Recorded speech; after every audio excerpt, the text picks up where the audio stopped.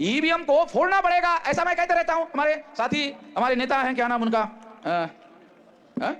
मानिए साहब, बड़े हमारे आदरणीय नेता हैं, ये फोड़ना चाहिए, ऐसा मैं कहता हूं। तो उनको मेरी बात समझ में नहीं आई, तो मैं थोड़ा आपको भी समझाना चाहता हूं कि ये फोड़ना चाहिए का मतलब क्या है।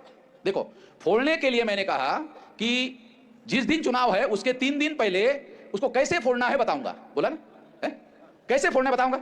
अभी फोड़ना है इतना ही बताया कि फोड़ने के लिए 15 लाख बूथ में कमेटियां बनाओ, 15 लाख बूथ में कमेटियां बनाओ।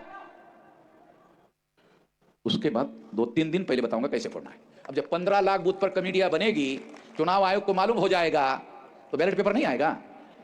अरे क्या सर, एक हेलो साथियों, आज राज्य स्तर का एक कार्यक्रम हो रहा है और ये कार्यक्रम एजुकेशन को लेकर, रिजर्वेशन को लेकर, पेंशन को लेकर,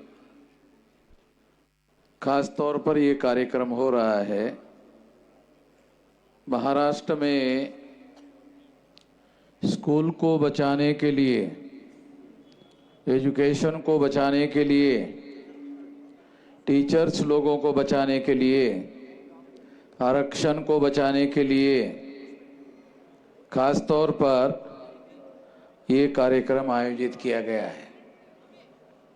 साथियों, ये कार्यक्रम क्यों रखा गया है, मैं ऐसा मानता हूं, आजाद भारत में 26 जनवरी 1950 को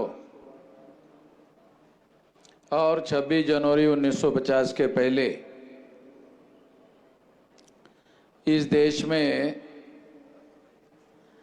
एजुकेशन को सभी लोगों के लिए, यानी एजुकेशन सार्वत्रिक होना चाहिए, सभी लोगों के लिए खुला होना चाहिए, सभी लोगों के लिए ओपन होना चाहिए। यह काम 26 जनवरी 1950 के पहले नहीं होता था। इस बात को इस देश में मान्यता नहीं थी। मगर 26 जनवरी 1950 को जब संविधान लागू हुआ, तो संविधान लागू होने के बाद एजुकेशन सभी लोगों के लिए ओपन कर दिया गया, सभी लोगों के लिए खुला कर दिया गया।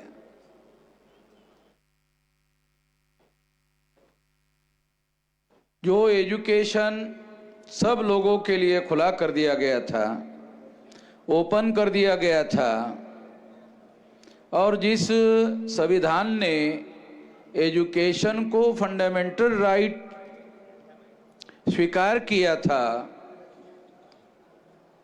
एक बहुत बड़ा बदलाव प्राइवेटाइजेशन के बाद में आया है। वो क्या आया है? प्राइवेटाइजेशन के बाद हायर एजुकेशन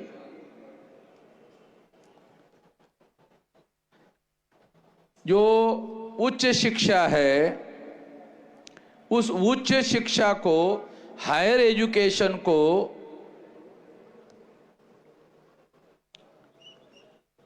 फंडामेंटल राइट होने के बावजूद भी उसका प्राइवेटाइजेशन किया गया, यानी उसको फ्री एजुकेशन से मुक्त कर दिया गया।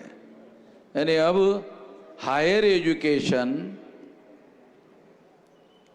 सभी लोगों को फ्री में नहीं मिलेगा। मैं ये बात खास तौर पर आप लोगों को बताना चाहता हूं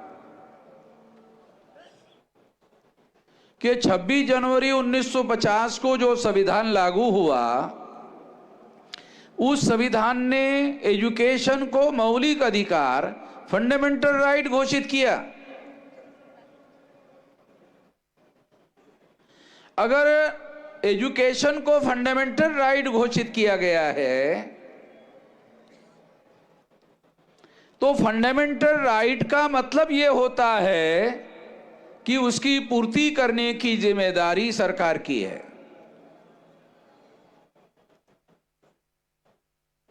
उसकी पूर्ति करने की जिम्मेदारी सरकार की है। फंडामेंटल राइट पूरा करने की जिम्मेदारी सरकार की है। जैसे कोई भी आदमी आजाद भारत में भूखा नहीं रहना चाहिए, ऐसा सरकार कहती है, और उसको टीवी में प्रचार करती है। भाजपा के लोग, आरएसएस के लोग प्रचार करते हैं कि उनको 5 किलो अनाज जो है फ्री दिया जा रहा है। अब ये 5 किलो अनाज महीने में 1 हफ्ते में समाप्त हो जाता है, तो 1 हफ्ते में लोगों को खाने की व्यवस्था सरकार ने कर दी, 3 हफ्ते का क्या? इसके बारे में सरकार किसी प्रकार की कोई बात करती नहीं है। उसी तरह से मैं ऐसा मानता हूं, अगर मनुष्य को एजुकेशन से मुक्त कर दिया जाए, यानी उनको एजुकेशन ना दिया जाए,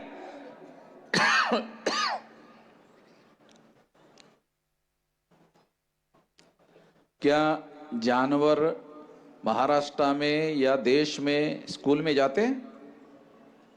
नहीं जाते हैं। अगर मान लो जानवरों की तरह इंसानों को कंपलसरी एजुकेशन नहीं किया जाता है, या सरकार वो जिम्मेदारी निभाने का काम नहीं करती है, फंडामेंटल राइट होने की वजह से ये जिम्मेदारी सरकार की है।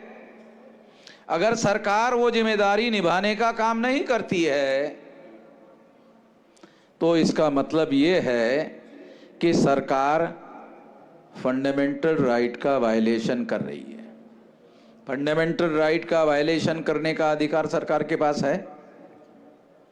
नहीं है। आखिर फंडामेंटल राइट पूरा करने की जिम्मेदारी अगर सरकार नहीं उठाती है, फिर सरकार क्या करती है? फिर सरकार करती क्या है? फंडामेंटल राइट को पूरा करने की जिम्मेदारी का निर्वहन सरकार नहीं करती तो फिर सरकार करती क्या है?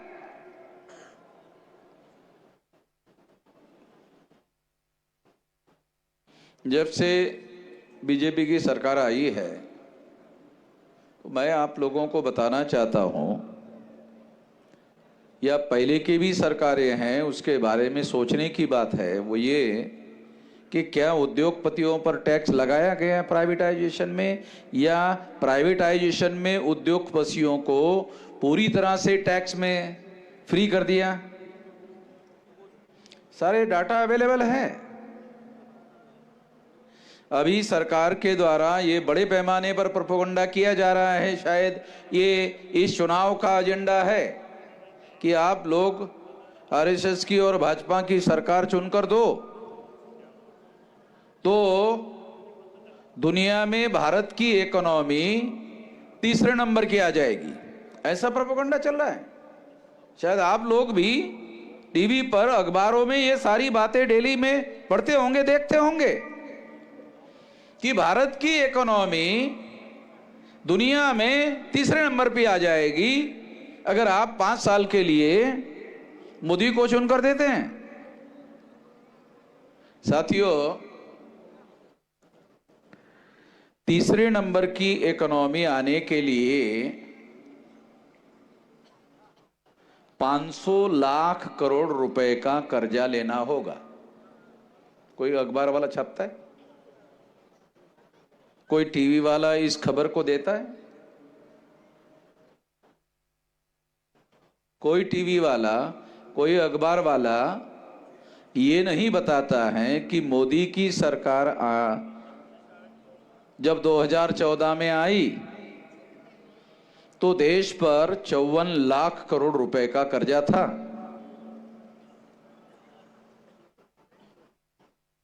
देश पर 54 लाख रुपए का 54 लाख करोड़ रुपए का कर्जा था। आप लोग जानते हो अभी कर्जा कितना है? 405 लाख करोड़ का। मोदी के आने के बाद ये जो कर्जा है ये 405 लाख करोड़ का हो गया। 54 लाख करोड़ था। नहीं, तीसरे नंबर की इकोनॉमी लाएंगे। अरे कैसे लाएंगे भाई, कैसे लाएंगे? तो इकोनॉमी में इन्वेस्टमेंट ज्यादा पैसा करना होगा। वो पैसा आएगा कहां से? भारत सरकार के पास इतना इनकम तो है नहीं। तो ये 405 लाख करोड़ रुपए का कर्जा लेकर इकोनॉमी में इन्वेस्ट किया जाएगा। उसके बाद 2030 तक तीसरे नंबर की इकोनॉमी आएगी। पहले नंबर की अमेरिका की, दूसरे नंबर की चाइना की,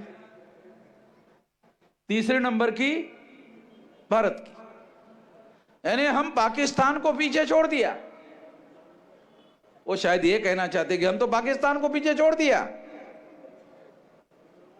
आरएसएस भाजपा के लोगों को यह कहना चाहिए कि हमने चाइना को पीछे छोड़ दिया। ऐसा कहते ही नहीं कि हमने चाइना को पीछे छोड़ दिया। चाइना को पीछे छोड़ दिया ऐसा कहते ही नहीं है। चाइना को पीछे छोड़ दिया ऐसा कहना चाहिए, ऐसा नहीं कह रहे। क्योंकि चाइना को पीछे छोड़ने की बात ये आरएसएस भाजपा के नियंत्रण की बात नहीं है, ये पॉसिबल नहीं है। मगर जो तीसरे नंबर की इकोनॉमी की बात कर रहे हैं, मैं बहुत खास बात आपको बता रहा हूं कि तीसरे नंबर की इकोनॉमी के लिए लाने के लिए जो कोशिश हो रही है उसके लिए अभी 405 लाख करोड़ का कर्जा हुआ है और 500 लाख करोड़ का कर्जा होने के बाद तीसरे नंबर की इकोनॉमी आ सकती है। इतना इन्वेस्टमेंट करने के बाद इतना आसान नहीं है। मगर आपको तीसरे नंबर की इकोनॉमी की बात कर रहे हैं, कैसे करेंगे कोई मीडिया नहीं बता रहा है, कोई टीवी नहीं बता रहा है कि ये 500 लाख रुपए का कर्जा लेकर इन्वेस्ट करके लाया जा सकता है। यही एकमात्र विकल्प है और कोई विकल्प नहीं है। ये किसी को भी नहीं बताया जा रहा है। ये बताया जाना चाहिए। अगर ये बताया गया होता तो लोगों को मालूम होता कि आरएसएस और भाजपा की जो गवर्नमेंट है उन लोगों ने ये इतना ज्यादा कर्जा करने का काम किया है, ये मालूम होता। ये मालूमात मीडिया वाले, चाहे प्रिंट मीडिया वाले हो चाहे इलेक्ट्रॉनिक मीडिया वाले हो, ये बात बताते नहीं है कि इतने बड़े पैमाने पर कर्जा कर दिया गया है। इसलिए साथियों, मैं आपको ये बताना चाहता हूं, ये जानना बहुत ज्यादा जरूरी है, ये समझना बहुत ज्यादा जरूरी है कि ये लोग जो इतने बड़े पैमाने पर कर्जा करने का काम कर रहे हैं और तीसरे नंबर की इकोनॉमी लाने की बात कर रहे हैं, ये बात चुनाव जीतने के लिए किया जाने वाला प्रोपेगेंडा है। और ये प्रोपेगेंडा सारे इंडिया गठबंधन के जो लोग हैं वो इकट्ठा आने के बाद कर रहे हैं। ये मालूमात होना आप लोगों को जरूरी है। लगभग सारे मीडिया के लोग क्या कह रहे हैं? तीसरी बार भी बीजेपी आरएसएस की सरकार आने वाली है। तीसरी बार भी बीजेपी और आरएसएस की सरकार आने वाली है। आप लोग ये भी सोचते होंगे, अरे मैं मोदी का नाम क्यों नहीं ले रहा हूं, आरएसएस भाजपा क्यों कह रहा हूं? वो इसलिए कह रहा हूं मोदी जो है वो नॉमिनेटेड रिप्रेजेंटेटिव है।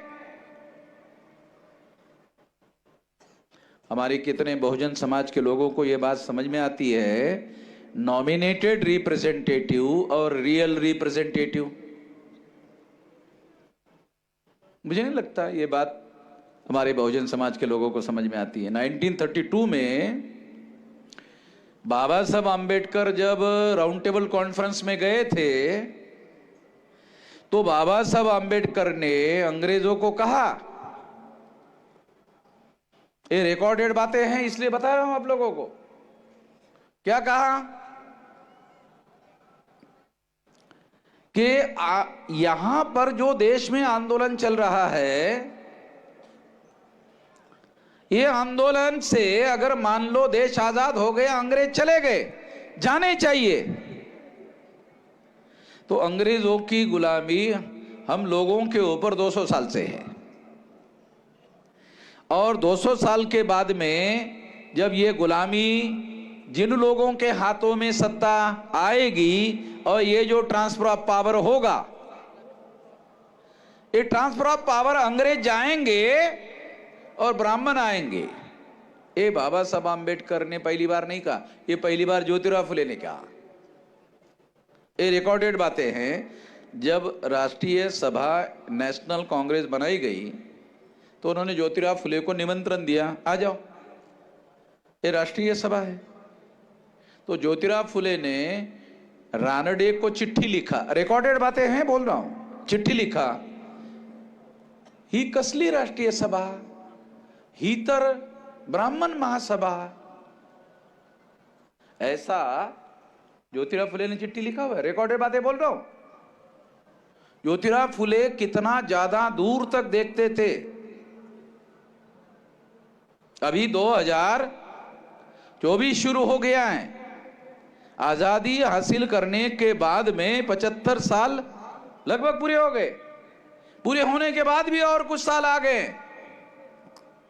इसके बावजूद भी, इतने साल होने के बावजूद भी, 75 साल होने के बावजूद भी हम लोग जो है आज भी 75% से ज्यादा लोग जो है, सरकार कहती है कि आरएसएस भाजपा की लोग प्रचार करते हैं कि हमारी सरकार आने के बाद हमने 25% लोगों को बिलो पॉवर्टी लाइन से ऊपर कर दिया।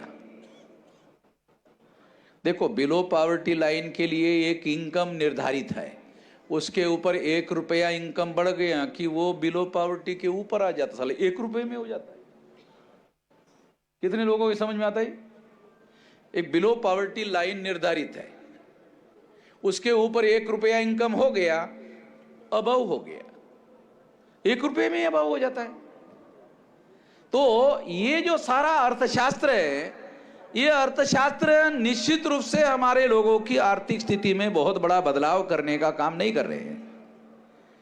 आज देश में आप सुनकर हैरान हो जाओगे, आप लोग सुनकर हैरान हो जाओगे, 42 से लेकर 44 लाख करोड़ रुपए का साल भर का बजट है। एक साल का बजट भारत सरकार का, राज्य सरकारों का बजट मैं उसमें नोट नहीं कर रहा हूं। राज्य सरकारों का बजट अलग है, महानगर पालिका का बजट अलग है, जिला पंचायत का बजट अलग है, तालुका पंचायत का बजट अलग है, ग्राम पंचायत का बजट अलग है। अकेले भारत सरकार का बजट जो है 42 लाख से 44 लाख करोड़ रुपया एक साल का है। पैसे की कमी नहीं है, पैसे की कमी, जो लोग ऐसा कहते हैं कि पैसे की कमी है, कहां पर कमी है? इतने लाख करोड़ रुपए का साल भर का बजट है। इसलिए बिलो पॉवर्टी लाइन में भी 75 साल आजादी को होने के बाद भी अभी भी लोग बिलो पॉवर्टी लाइन में, अभी भी लोग 75 साल में जो लोग ऐसा कहते थे कि अंग्रेजों की वजह से, अरे अभी तो 75 साल से तुम हो, अभी तो तुम ये नहीं कह सकते कि अंग्रेजों की वजह से ऐसा हुआ। अरे 75 साल होने के बाद भी अंग्रेजों का ही नाम बता रहे, अभी भी कुछ लोग वही लोग बताते नहीं अभी भी। कैसे? हमने पूछा कैसे? नहीं, उन्होंने बहुत बिगाड़ के रखा हुआ ना, उसको सुधार करने के लिए हमको बहुत समय लग रहा है। प्रोग्रेस तो उसके बाद में होगा, विकास तो उसके बाद में होगा, पहले वो जो बिगाड़ा हुआ है उसको हमको सुधार करना होगा। तो मैं आप लोगों को बताना चाहता हूं कि ये जो कुछ हो रहा है ये बात सही नहीं है, इसलिए इसमें बदलाव करने की जरूरत है, इसमें परिवर्तन करने की जरूरत है। तो इसमें परिवर्तन कैसे होगा? तो हम लोगों ने परिवर्तन करने के लिए प्लान बनाया है। वो बात मैं आप लोगों को सार्वजनिक रूप से बताता हूं। आपको जो करना है कि आपको देश में 12 लाख से लेकर 15 लाख बूथ लेवल पर ये हमारे देश में चुनाव होता है। अभी जो 2024 में लोकसभा का चुनाव होने वाला है, और आप लोगों को लगभग 12 लाख से लेकर 15 लाख बूथ लेवल पर वोट डालने के लिए जाना होगा। तो आप लोगों को बूथ लेवल की कमेटियां बनानी होगी। जो समस्याओं का समाधान आजाद भारत में हो चुका था, एजुकेशन की समस्या का समाधान हो गया क्योंकि उसको फंडामेंटल राइट घोषित कर दिया गया था। एजुकेशन की जो समस्या है उस समस्या का समाधान कर दिया गया था। हमारे लोगों को रिप्रेजेंटेशन का मामला है। कितने लोगों को पता है कि रिजर्वेशन केवल रिजर्वेशन नहीं है, रिजर्वेशन केवल नौकरी नहीं है, रिजर्वेशन रिप्रेजेंटेशन है। कितने लोगों को पता है? कितने एससी एसटी ओबीसी लोगों को पता है, माइनॉरिटी को पता है कि रिजर्वेशन रिजर्वेशन नहीं है, रिजर्वेशन नौकरी नहीं है, रिजर्वेशन शासन प्रशासन में प्रतिनिधित्व है।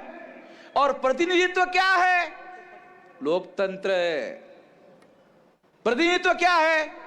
मान लो जिस व्यवस्था में प्रतिनिधित्व नहीं है वो डिक्टेटरशिप, जिस व्यवस्था में प्रतिनिधित्व है डेमोक्रेसी। बहुत जो डेमोक्रेसी की बहुत लंबी लंबी डिफिकल्ट व्याख्या लोग करते ना, बहुत सिंपल आप लोगों को आपको समझ में आने वाली भाषा में बोलता हूं।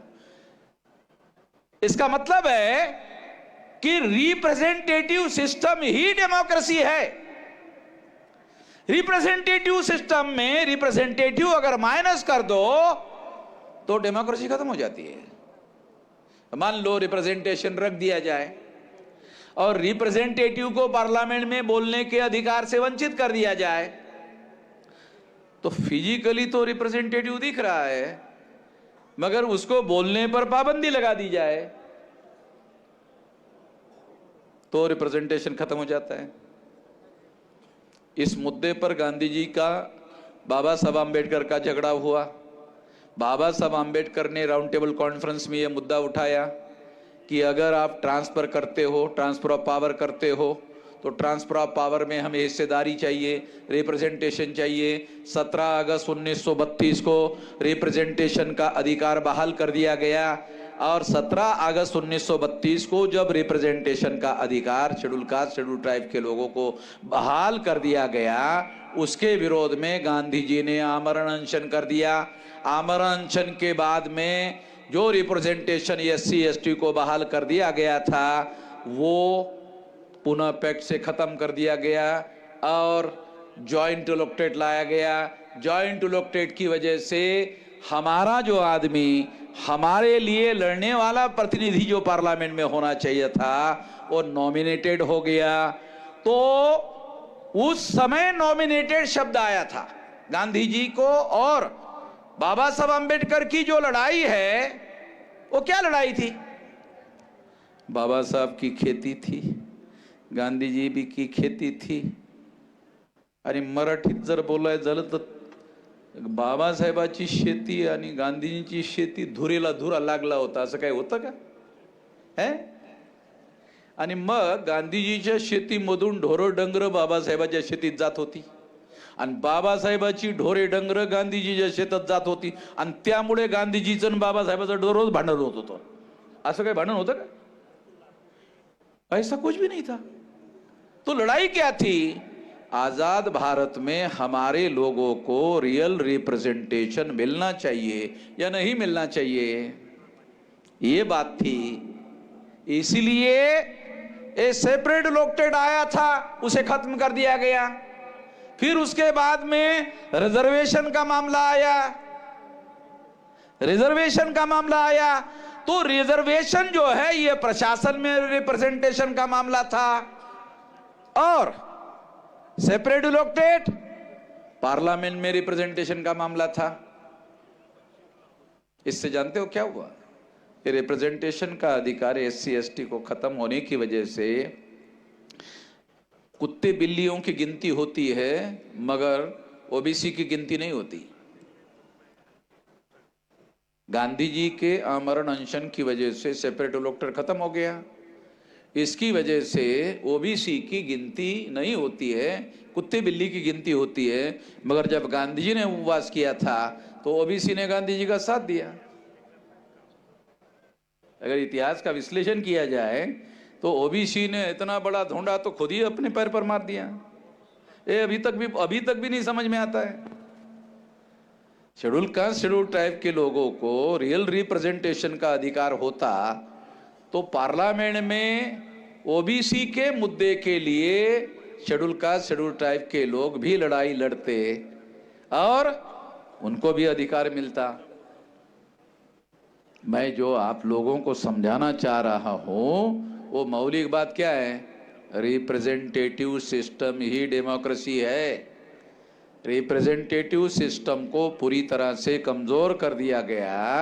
इस वजह से हमारी सामाजिक, आर्थिक, धार्मिक, राजनीतिक, शैक्षिक समस्याएं जिसका समाधान हो चुका था, वो जिनकी समस्याओं का समाधान हो गया था, आजाद भारत में वो समस्याएं नए रूप में सामने आ रही है. अरे जिस समस्याओं का समाधान हो गया था, जिस शिक्षा की समस्या का समाधान हो गया था, आरक्षण की समस्या का समाधान हो गया था, पेंशन की समस्याओं का समाधान हो गया था, कैसे आ गया नया? कैसे आ गया? फिर वही समस्या सामने आ गई. कैसे आ गया? कभी सोचा हमारे लोगों ने कैसे आ गया ये? अरे तो समाधान हो गया था, फिर कैसे हो गया? ये नए सिरे से ये समस्याएं, वही समस्याएं फिर कैसे सामने आ गई?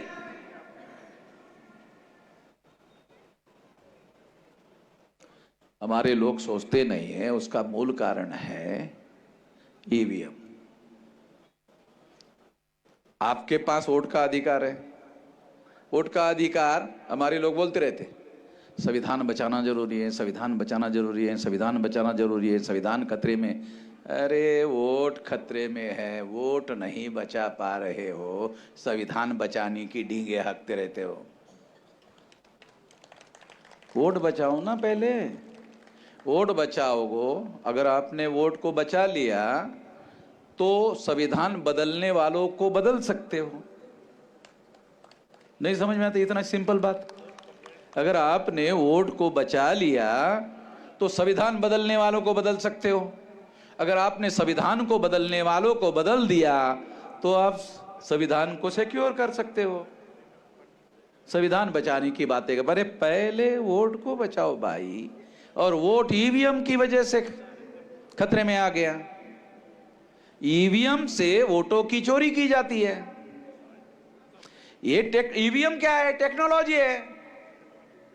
चांद के ऊपर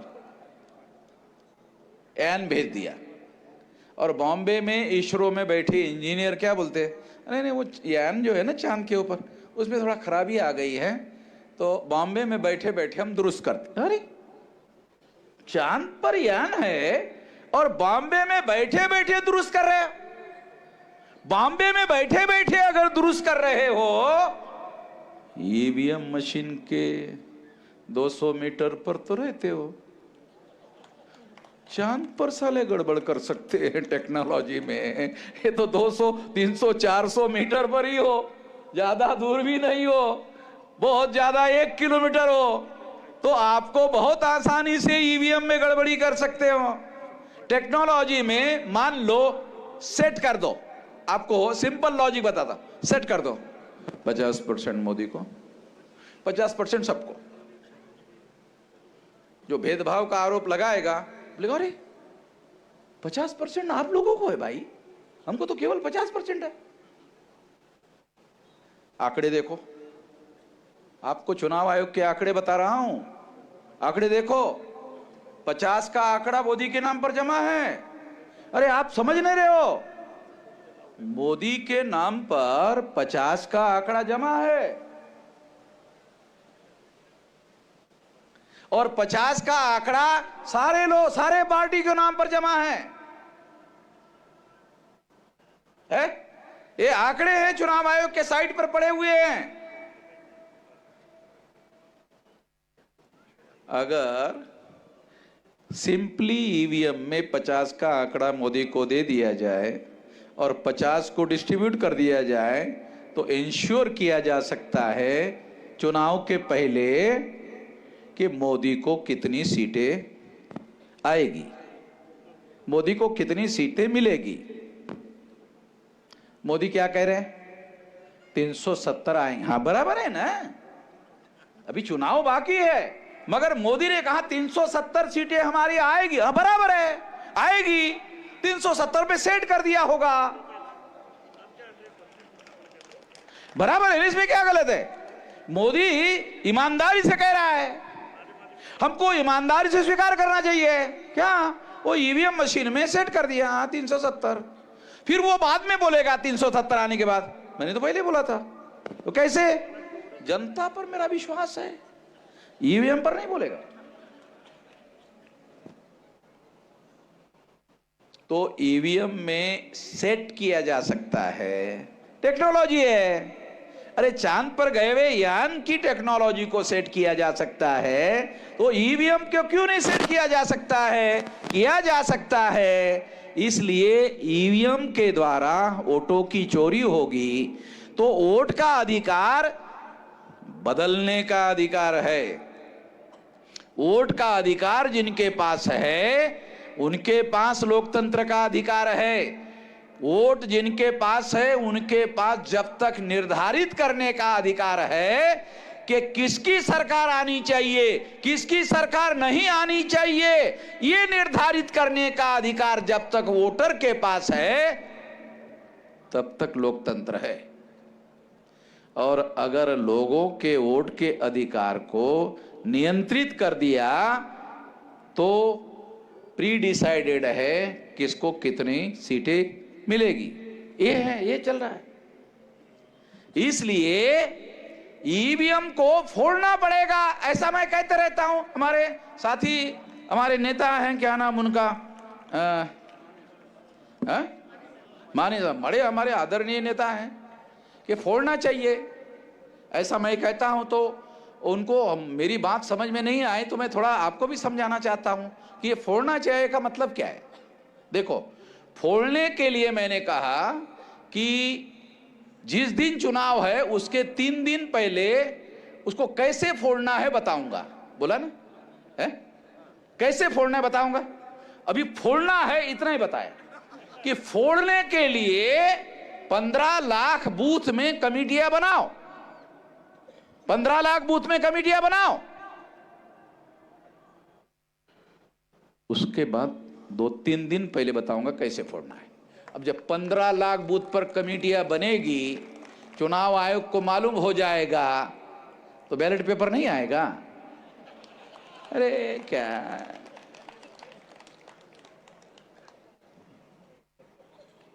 नहीं, आप लोगों के समझ में आ रहा है? माने साहब को तो आ ही जाएगा, मैं आपको बोल रहा हूं। 15 लाख बूथ पर जब आपका संगठन हो जाएगा, तो उनको मालूम हो जाएगा, तो फोड़ने वाले। तो अमन मेश्राम है तो पागल आदमी है, उन्होंने सारे पागल लोग तैयार किए हुए हैं। तो माने साहब को लगता है अरे इतने लोगों को जेल में कैसे, अरे 15 लाख लोगों को जेल में थोड़ी लेके जाते हैं। जेल में किसको लेके जाते, जगह है क्या जेल में? है, जरा पूछो, जानकारी करो ना। जेल में जगह नहीं है, और 15 लाख लोगों को जेल में नहीं लेके जाया जाता। 9 अगस्त 1942 को गांधी जी ने क्विट इंडिया मूवमेंट चलाया था ना, याद है ना? Quit India movement Gandhi ji ने चलाया था, चले जाओ, चलाया था ना। उसी तरह से अगर 15 लाख बूथ में 15 लाख कमेटियां बनेगी, या तो ईवीएम मशीन फूट जाएगी, ऐसा चुनाव आयोग को पहले ही पता चलेगा। जब पहले ही पता चलेगा तो बदल देगा, बैलेट पेपर कर देगा। कुछ लोगों को यह भी समझ में नहीं आता, बैलेट पेपर के लिए आखिरी कैंडिडेट जब फॉर्म भरता है ना, उसके बाद छपाई होती है। हमारे लोग अधिकारी कर्मचारी है, उन लोगों को ज्यादा मालूम है। मेरे को तो, मैं तो लड़ाई लड़ने वाला आदमी हूं। अरे आखिरी फॉर्म भरने वाला जो आदमी है, वो फॉर्म भरने के बाद बैलेट पेपर छपाई का ऑर्डर होता है। ईवीएम मशीन 6 महीने पहले बनाना पड़ता है पता है? ईवीएम मशीन को 6 महीने पहले बनाना पड़ता है। बैलेट पेपर में तो आखिरी आदमी जब फॉर्म भरता है उसके बाद छपाई का ऑर्डर होता है, कोई ज्यादा समय नहीं लगता। इसलिए बैलेट पेपर, अरे बहुत समय लगेगा, ये लगेगा वो लगेगा, मिश्राम जी आपने ध्यान नहीं रखा, ये नहीं किया। अरे यही बता रहा हूं, आखिरी फॉर्म भरने के बाद छपाई का ऑर्डर होता है, उसमें कोई दिक्कत नहीं है बैलेट पेपर के लिए। मगर अभी आपने चंडीगढ़ में जो गड़बड़ हुआ ना, बीजेपी ने किया, आपने देखा टीवी पर? चंडीगढ़ में बीजेपी के लोगों ने गड़बड़ी करके चुनाव अपना जितवाने की कोशिश किया ना, बैलेट पेपर की वजह से वो चोरी पकड़ी गई और चुनाव आयोग ने रिजल्ट बदल दिया, और बीजेपी वालों के विरोध वाला जो पार्टी है उसको वहां का मेयर पद दे दिया। ऐसा हो सकता है, ऐसा हुआ है, तो बैलेट पेपर में गड़बड़ी हो भी सकती है, तो हुई गड़बड़ी को पकड़ा भी जा सकता है। ईवीएम में तो पता ही नहीं चलता, गड़बड़ी हो भी जाती है और पता भी नहीं चलता। पकड़ना मशीन के अंदर है, एविडेंस मशीन के अंदर है, और चुनाव आयोग हाथ मत लगाओ, ईवीएम को हाथ मत लगाओ, और एविडेंस दो, हाथ मत लगाओ। तो ये हमारे लोगों को बहुत सारी बातों की जानकारी नहीं है। तो ये प्लान बनाकर, योजना बनाकर 84 के बाद ईवीएम आई, 20 साल प्रयोग किया भारत में ईवीएम का, उसके बाद मशीन डेवलप किया घोटाला कैसे किया जाए। 20 साल प्रयोग करने के बाद घोटाला करने वाली मशीन डेवलप किया गया है। आधा %, 1%, 1.5%, 2%, 2.5%, 3% से चुनाव जीता जा सकता है। अरे आधा % से जीता जा सकता है। अगर आपको 5 वोट ज्यादा निकले तो आप जीत नहीं सकते। 1 वोट आपको ज्यादा निकला, जीत नहीं सकते। कानून के अनुसार तो जीत सकते हैं। तो इतना मैनेजमेंट करना ईवीएम में बहुत आसान है, बैलेट पेपर पर इतना ज्यादा आसान नहीं है। क्यों नहीं है? फिजिकल एविडेंस है, बैलेट पेपर का फिजिकल एविडेंस है। ये बात हम लोगों को समझना होगा, और इस बात को समझकर हम लोगों को यह काम करना होगा। उन्होंने ये प्लान बनाकर सोचा कि बैलेट पेपर उनके लिए सुटेबल नहीं है, ईवीएम मशीन उनके लिए सुटेबल है, इसलिए ईवीएम मशीन उन्होंने लाया। और प्लान बनाकर 2004-2009 में गड़बड़ी किया। उस गड़बड़ी को सबूत के तौर पर अडवाणी ने पकड़ा, जीवीएल नरसिंह राव ने पकड़ा, और प्रोफेसर उन्होंने पकड़ा। तो ये सारा पकड़ने के बाद सुप्रीम कोर्ट गया। सुप्रीम कोर्ट ने 8 अक्टूबर 2013 को जजमेंट दिया। क्या जजमेंट दिया?